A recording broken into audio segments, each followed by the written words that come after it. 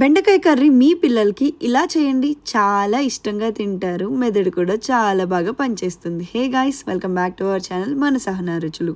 First ఒక కళాయి తీసుకొని అందులో 3 to 4 table spoons oil heat చేసుకోవాలి.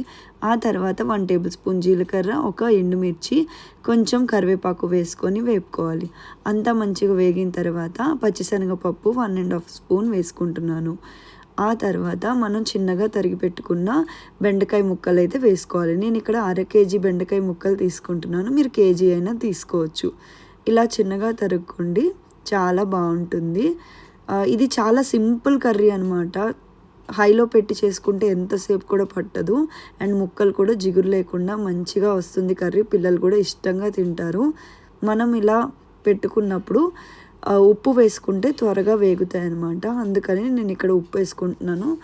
1 టేబుల్ స్పూన్ సాల్ట్ అయితే వేసుకుంటున్నాను. మీ టేస్ట్కి తగినంత సాల్ట్ మీరు వేసుకోండి. ఆ తర్వాత 1 స్పూన్ పసుపు వేసుకుంటున్నాను.